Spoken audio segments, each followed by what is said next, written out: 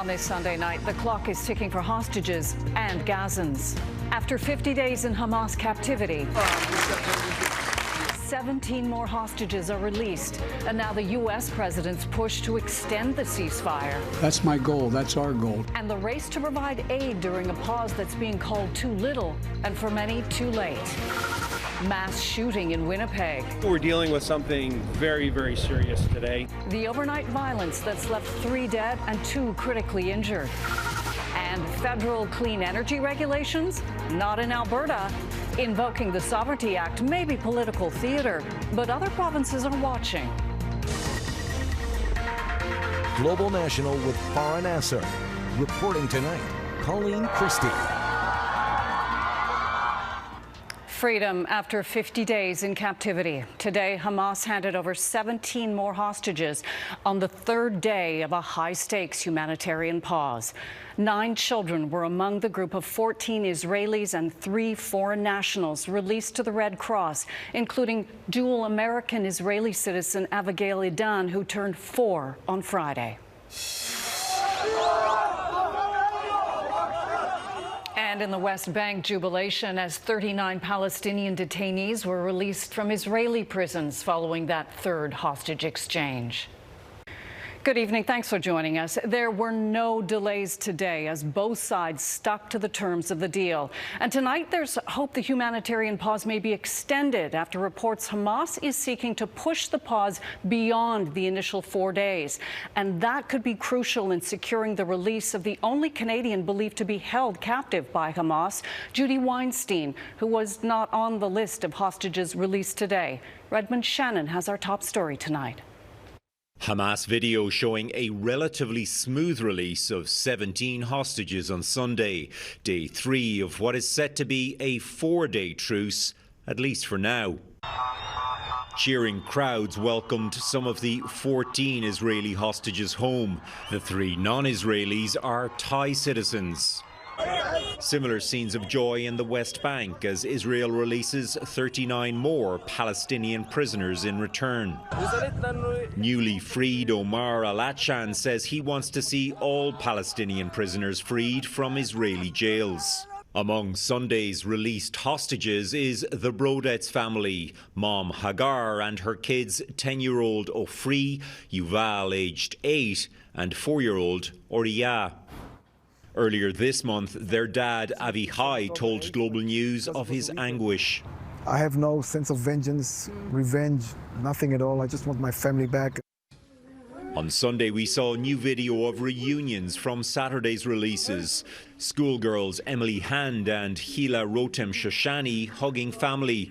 They and others in reasonably good physical health. Despite the fact that the harsh conditions they have been under and the experience of captivity, they did not require any emergent medical intervention. Also released Sunday, 4-year-old Israeli-American Abigail Idan, an orphan after her parents were killed by Hamas. U.S. President Joe Biden says he wants the releases to continue past Monday. Well, that's our goal, to keep this pause going beyond tomorrow so that we can continue to see more hostages come out. And now Hamas says it wants to extend the pause in fighting too, to allow more hostage and prisoner exchanges. Israeli Prime Minister Benjamin Netanyahu says he is open to the proposal of extending the temporary ceasefire, but would also be ready to resume the military operation in Gaza. Toronto woman Judih Weinstein is believed to be the only Canadian being held by Hamas. Her family will be hoping that if she is not released Monday, that Israel and Hamas will agree to extend the pause in fighting. Colleen? Redmond Shannon in London. Redmond, thank you. Once the temporary truce ends, Israel maintains it will ramp up its bombardment of Gaza and move ahead with its war against Hamas. Today, Israel's Prime Minister Benjamin Netanyahu met security forces inside Gaza and said he has 3 goals: eliminating Hamas, returning all hostages, and ensuring Gaza does not become a threat to Israel again. He also said Israel will continue until the end, until victory. As hostages get out of Gaza, more critical aid is making its way in. U.S. President Joe Biden said today that aid is surging, with approximately 200 trucks moving into Gaza each day since the brief pause began. And the United Nations says 129,000 liters of fuel made it into Gaza today. As David Akin reports, for aid workers inside the Palestinian territory, the looming deadline only compounds the urgency to deliver critical aid to those who need it most. A pause in the conflict and a rush to deliver humanitarian aid. Outside his partially destroyed home in southern Gaza, Ibrahim Kaninj says there is no electricity, no water, and there are shortages of all basic human needs. His city has a population of 200,000, about the same size as Regina. There still are tremendous shortages in terms of food, clean water, and medicines. In the north, in Gaza City, this drone footage was taken during the humanitarian pause. This is where 500,000 people live. The amount of devastation and destruction, you can't really, it's like putting a Band-Aid on a gaping wound. You know, we are doing the best that we can. Aid agencies and the UN are doing the best that they can to triage and respond. The Israel military has focused its heaviest attacks here because it says there are hundreds of kilometers of tunnels underneath this rubble used by Hamas to attack Israel. Palestinian health officials say the bombardment has killed more than 14,000, though that number has not been confirmed by independent agencies. This video, obtained by the independent Reuters news agency, shows Al-Shifa Hospital in Gaza City, which came under attack by Israeli forces who believed Hamas militants were using it to hide weapons and conduct operations. About 100 patients and healthcare workers were left at the hospital. A World Health Organization spokesperson said the agency was working to evacuate more before the truce ends. In the very northeast corner of Gaza, in the city of Beit Hanun, residents used the truce to inspect the ruins of their homes, searching for clothes or any other belongings among the rubble. In terms of the tremendous amount of need, it's just 4 days is nowhere near enough to really make a dent in what's needed. Back in southern Gaza, as he boils water to make some tea, Ibrahim Kaninj says he asks God that people's lives would resume and go back to safety, peace, and prosperity. David Akin, Global News. Despite the fragile pause in Gaza, there was more violence in the West Bank overnight. Israeli troops killed 5 Palestinians after conducting a raid in Jenin and clashed with a local armed group. They were searching for someone involved in a lethal ambush in August, along with 20 other suspects.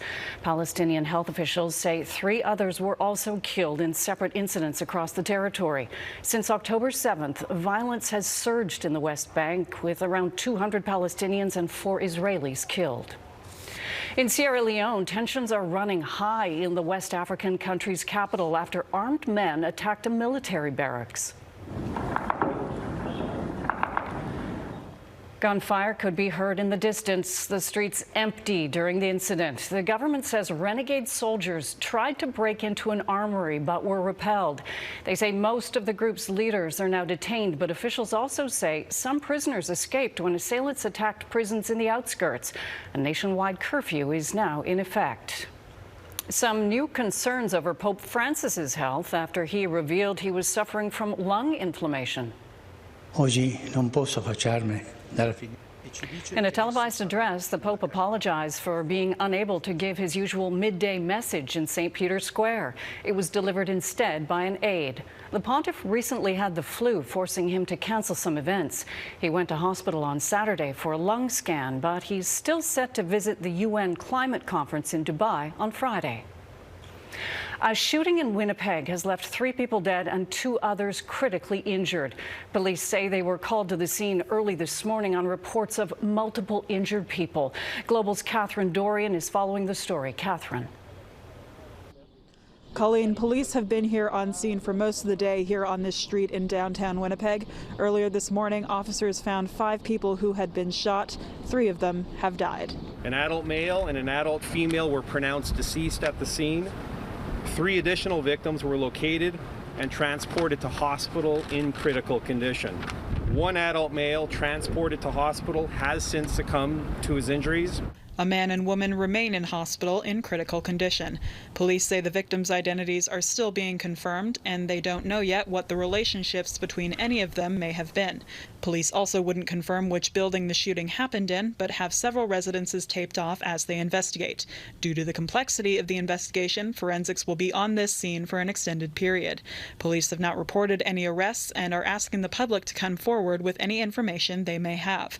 Anyone who witnessed anything suspicious in the area or anyone with video surveillance is asked to contact the Homicide Unit or Crime Stoppers. We're certainly very saddened to provide this information today where we have multiple lives lost, but we're certainly committed to determining exactly what took place, and we'll provide those details again as the investigation unfolds. Police say this investigation could carry on for weeks or possibly even longer. We did ask if the shooter could be among the dead or injured. They haven't ruled it out, but they say it is too early to confirm. Back to you, Colleen. Catherine Dorian in Winnipeg. Thanks, Catherine. In Ontario, 4 teenagers and a 42-year-old woman were killed in a collision involving 2 vehicles. It happened at around 11 o'clock Saturday night in the town of Huntsville, about 3 hours north of Toronto. The 4 teens between the ages of 15 and 17 were pronounced dead at the scene. The woman was pronounced dead in hospital. Alberta Premier Danielle Smith says her government will invoke its controversial Sovereignty Act tomorrow over the federal government's proposed clean electricity regulations. It'll be the first time the act will be put into action nearly a year after it was introduced. And as Heather Yurex-West reports, other provinces are keeping a close eye on how it plays out. Motion is carried and so ordered. Almost an entire year old, Alberta's Sovereignty Act is gearing up for its first test. I have to tell you, I don't want to do this. I really did. From the very first conversation I had with Justin Trudeau, say I wanted to work with him on this. On her weekly Chorus radio call-in show Saturday, Premier Danielle Smith confirmed the Sovereignty Act will be used this week to combat Ottawa's proposed clean electricity regulations, designed to get provincial power grids to net zero by 2035. We will not put our operators at risk of going to jail if they do not achieve the targets that have been set, which we believe are unachievable. If Premier Smith wants to be seen to be doing everything in her power to stop the federal government, this certainly speaks to that. Danielle Smith. The idea of Alberta opting out of federal legislation helped propel Danielle Smith to victory as leader of the province's governing United Conservative Party, though the controversial legislation has been less popular with Albertans overall. She needed to convince the Alberta electorate that she wasn't going to try to pull Alberta out of Canada. Instead, the act allows Alberta's legislature to take action against a federal law deemed unconstitutional or otherwise harmful to Alberta. Cabinet could order the federal law to be suspended or put other provisions in place of the federal law. Except in this case, there is no federal law yet. The proposed electricity regulations are only a draft, and Alberta's right to simply block it once passed hasn't yet been tested by the courts. We're talking here about federal regulations that aren't enforced yet. We're talking about a resolution where we don't know what it says, under an act that's frankly legally dubious. So legally, I would characterize this as shadow boxing with magic gloves. With the rest of the country watching closely, Alberta's premier appears ready to ring the bell for round 1. Heather Yurex-West, Global News, Calgary. Coming up, Ozempic alternatives, how a shortage of the diabetes and obesity treatment is forcing some diabetics to use less reliable medications. And the growing calls to rid a Japanese island of foreign military.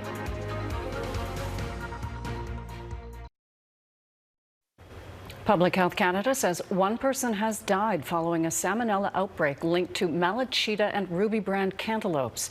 And there are 63 confirmed cases linked to the outbreak across 5 provinces.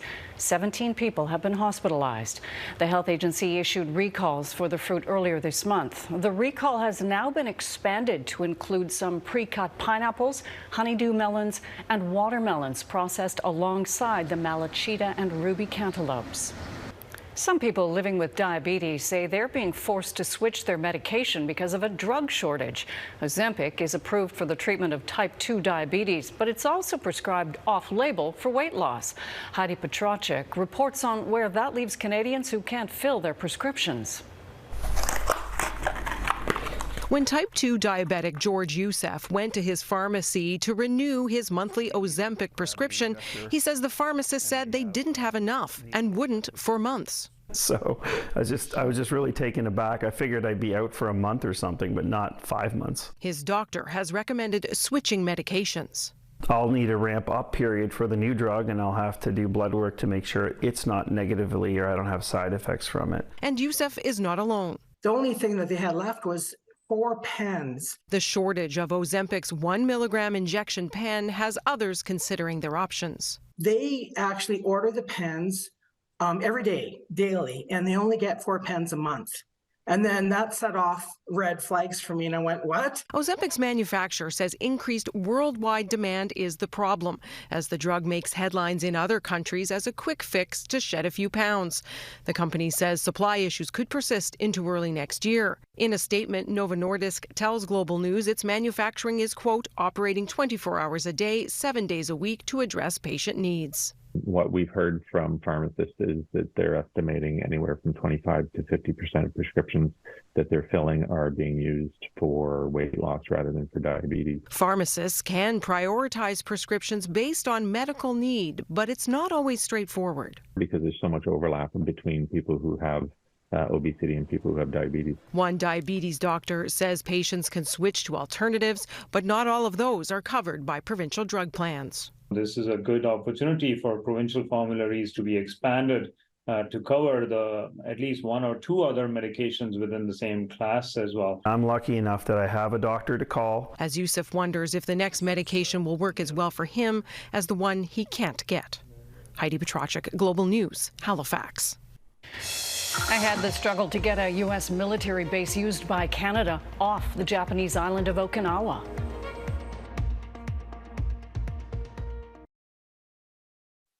The United Nations Declaration on the Rights of Indigenous Peoples isn't just an issue within our borders. Indigenous rights are in the spotlight on one Japanese island, home to a U.S. military base used by Canada, a base that's been a source of conflict and controversy for decades. Nitu Garcha recently traveled to Okinawa and spoke with locals about what they want changed.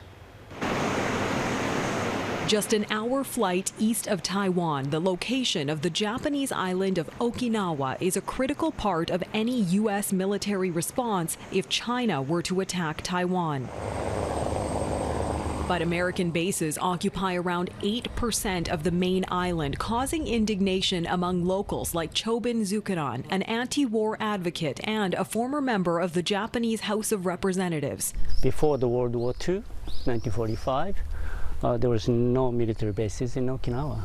So I would like to see Okinawa without military bases. Zukaran says the names of his relatives, including his grandfather, are listed here at Peace Memorial Park. It honors the lives of those who died in the Battle of Okinawa. And there are rows upon rows of those names, including of nearly 150,000 Okinawan civilians, almost a third of the island's indigenous population. Those people, they only have to die. They don't have to die. It was the last major battle of World War II and one of the bloodiest, fought between U.S. allied troops, including from Canada, and Japanese forces. But I feel how many people died. Zukaran says what complicates the fight to reduce military presence on the island is that Japan doesn't officially recognize indigenous Ryukyuans like he and activist Shinako Oyakawa. We don't have any recognition from the government, so that makes it really hard for us to talk about our human rights. The central government argues they're Japanese citizens, not Indigenous peoples. Okinawa says there's little justification for that claim. She believes there's strong strategic motivation, national security, which Japan's recognition of Okinawan Indigenous rights could put at risk. We want our peaceful island back. This university economics professor, also Indigenous, says the presence of military bases actually makes the island a target. I want Canada not to invade our rights. They say Canada, whose military regularly uses these bases, needs to be part of a dialogue about the impact on locals. He points to chemical contamination, noise pollution, and crimes committed by U.S. servicemen. Our message is dialogue is the most important for peace.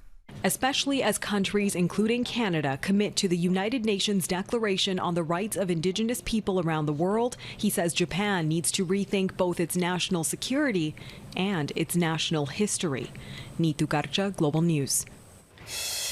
Next, after 119 years, Santa still brings it to kick off the holiday season.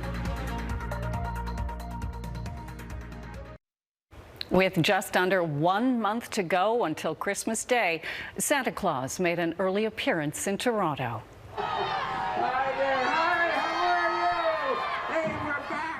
There he is, marching bands, performers, and of course the jolly old elf himself. We're in the festive spirit for Toronto's 119th annual Santa Claus Parade. It's one of many Santa Claus parades taking place across the country today and over the coming weeks, often thought of as the official start of the holiday season. And that is Global National for this Sunday night. I'm Colleen Christie. Santa also managed to make his way to Calgary today. Dog owners brought their furry friends out for a photo walk with the big guy. All proceeds will go to Forever Homes Rescue, a charity which helps find new homes for abandoned and abused dogs. Thanks for watching. Donna will be back tomorrow. Have a great night.